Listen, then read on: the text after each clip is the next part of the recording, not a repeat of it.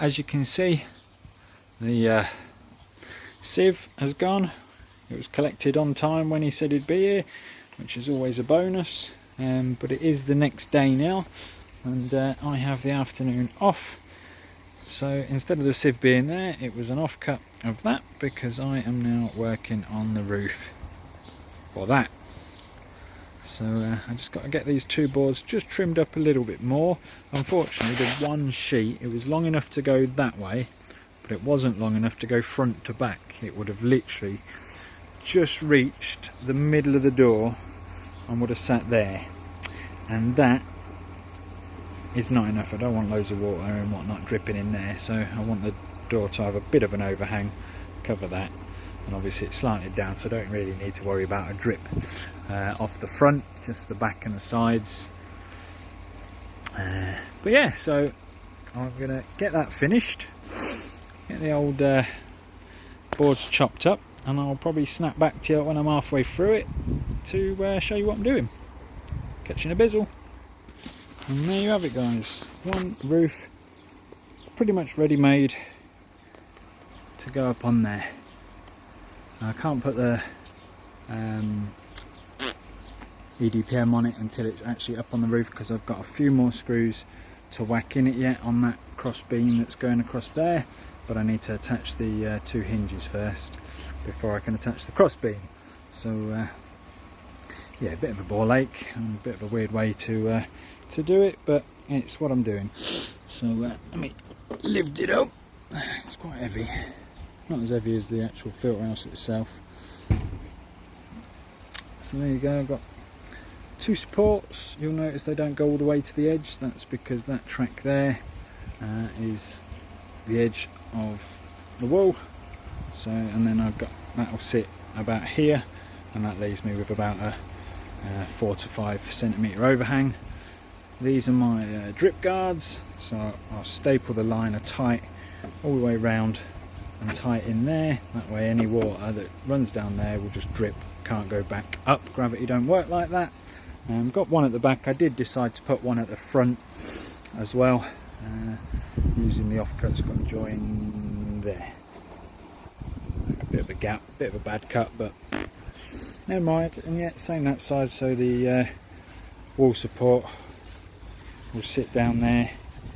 So I just want to put one extra one along the back there, which is sat there, but it'll be in the way of the hinges. So I'm glad I realised that before screwing that on, and then realising, bugger, I've got to take it back off again to put the hinges on. So yeah, I am going to try and lift this into place, and then see if I can climb inside and get the hinges on. But yeah, I will snap back to you in a second with either success or failure, and catch you in a bizzle. Well, it's on. It's not screwed on to the hinges yet, but it fits in the gap that I've made. Let's see if I can lift it. No, I'm not going to be able to lift that up just yet with one hand. Get two hands, and then yeah, once that's on, I can work out the best way to attach the hydraulics. So yeah, pleased with how that looks. I think it needs to come this way just a tad. I'll measure the overhangs either side, make sure I get it dead central, but yeah, we've definitely got, I think, a bit more on this side than the other, only a tiny bit, because that should be the middle line there. But yeah, that's not bad. Right, I will get it sorted and snap back to you. And there's the hinges on. So yeah, getting there. All I've got to do now is work out how to get the hydraulics attached. Excuse the e-cig, but yeah, I'm just going to work out best way to attach the hydraulics to lift it up and down. I've still got to put this beam in there as well, but I'm just making sure I can get the hydraulics on first and make sure that that's not in the way of anything. So I'm going to ponder this and work it out and come back to you. See you in a bizzle. Well, that didn't work. As you can see, I've put the gas struts on just trim this bit a tiny bit shorter so there was enough room for it to close, which there is, but triple checked. But I don't know if you can tell by the hinges at the back there, a wee bit bent now. These gas struts are way too powerful for this roof, way too powerful. I mean, I've got this propped up there just for the sake of it, but yeah, the roof is not coming down with them gas struts on there, so take them back off and try something else. Yeah, catching a bizzle. Well, there you go guys, that's the roof on. Yeah, a bit of a shame about the hydraulics, or is it? Let's have a look, I'll show you.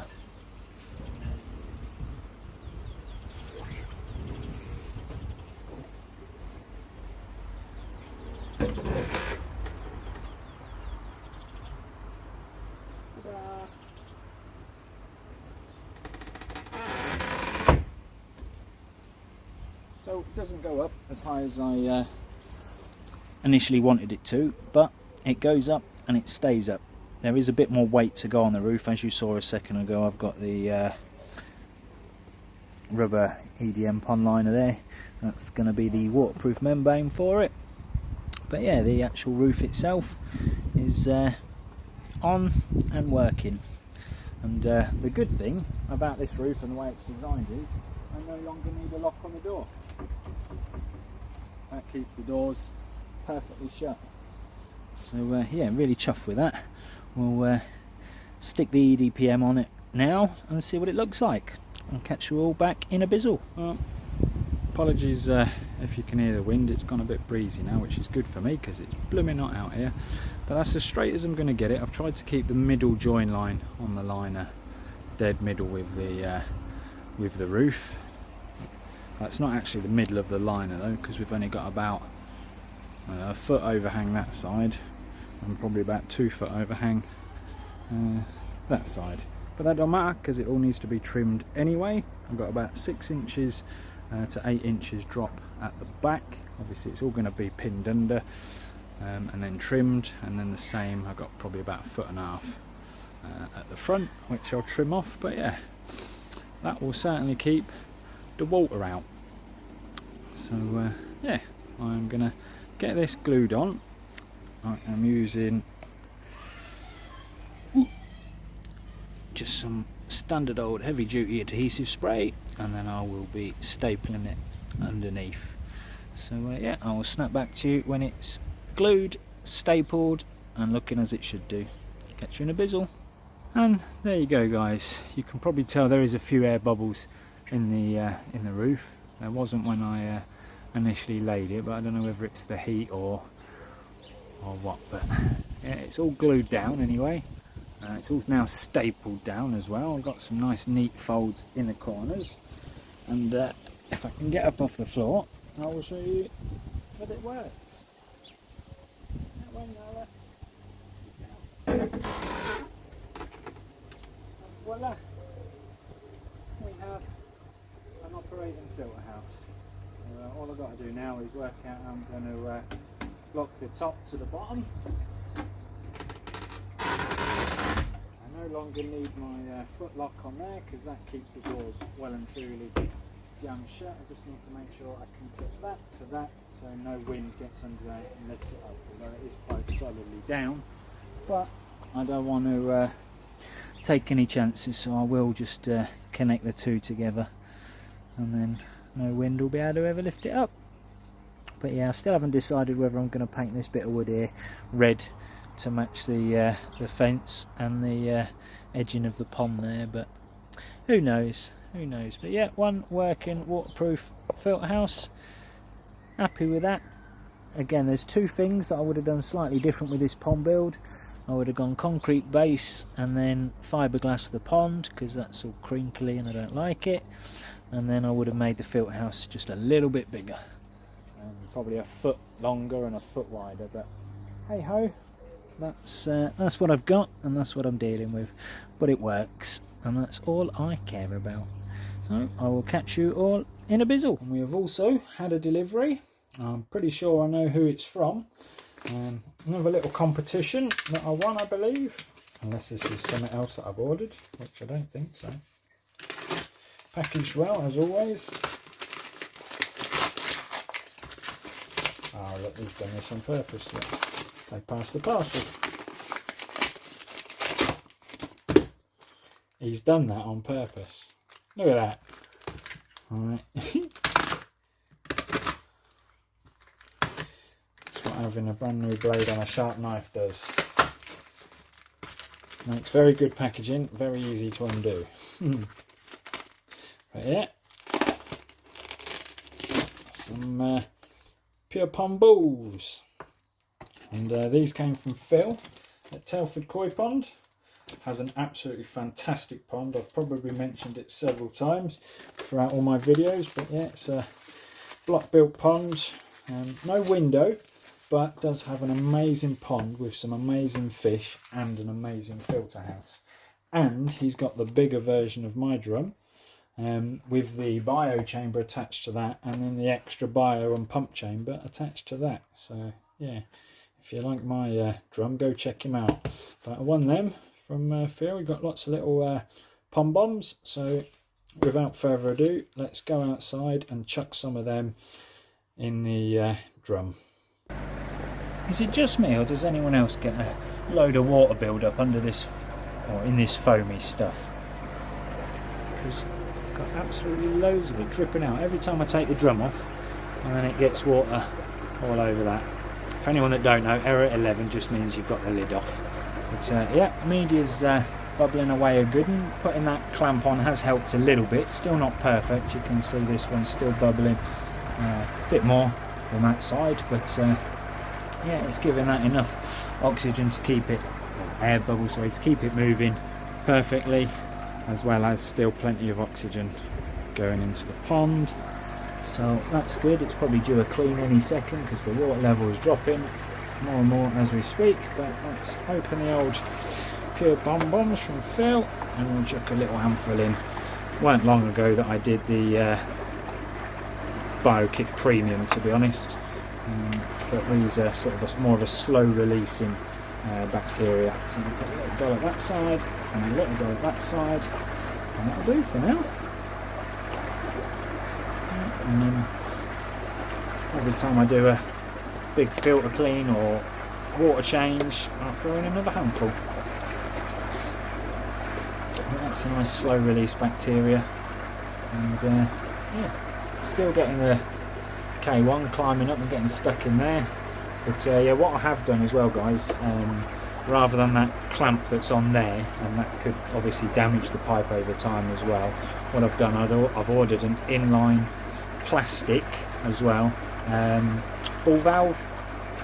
So I hope I've ordered the right size. I've actually ordered two different sizes just to make sure, because I weren't 100% sure what size it was. It looks like 8mm, but the pipe says the word 9 to 13 on it, so I'm guessing that means inside diameter 9, outside diameter 13 possibly.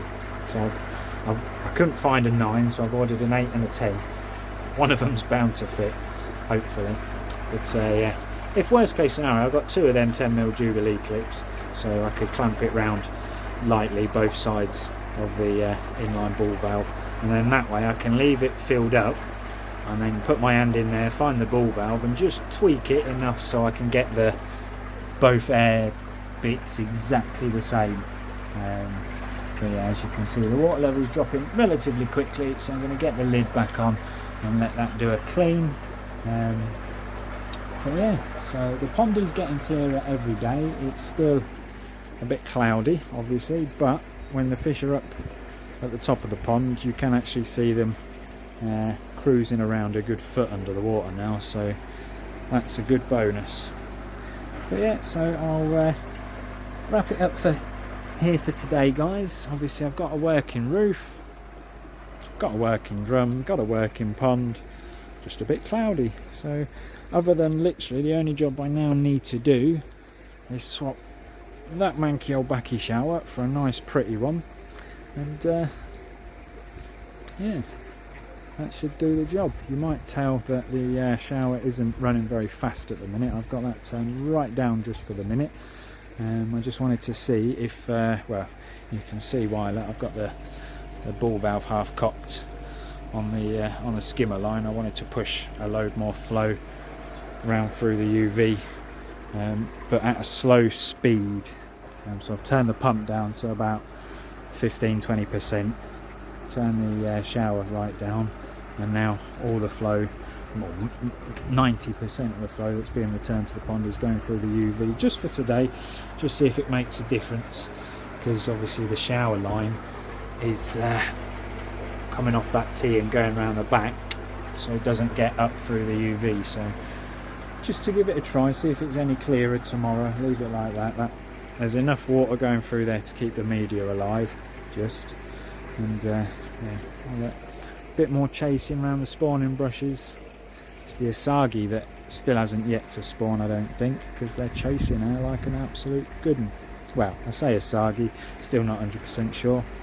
But yeah, let me spin you around. That's it then for today, guys. You have to excuse the hair, it's absolutely roasting out here and I'm sweating a good one. But yeah, roof is on, pond is running, fish are happy. All we need now is a clear pond, so I'm happy. But yeah, in fact, I keep going to wrap up, but let me just show you one more thing, because I haven't shown you for a couple of days. Let's have a look at the tiny baby fry. Spin you around again. Let me take the phone out of that holder, and then we'll be able to see them. But yeah, should have put my polarised lens on. But look, little babies, little babies. Little baby here, and two little babies here, and another little baby behind, and another little baby there. So there's a few in there. There's not thousands by any means, but I'd say there's a good sort of 20 to 50 fry. I keep my calculations keep going up, but there are fry all the way round. It's about time they had a little bit more food today. But yeah, there is plenty of daffodil in there for them. Look at that all down the side. When they get big enough to start munching on that, they grow in no time. But yeah, so one more time I'll spin you around. All the other fish are doing great. These guys are doing great in here. Bit cloudy at the moment, still don't have a UV on in there. But yeah, that's Jamie, this is Keeping It Koi, and we will catch you all on the next one.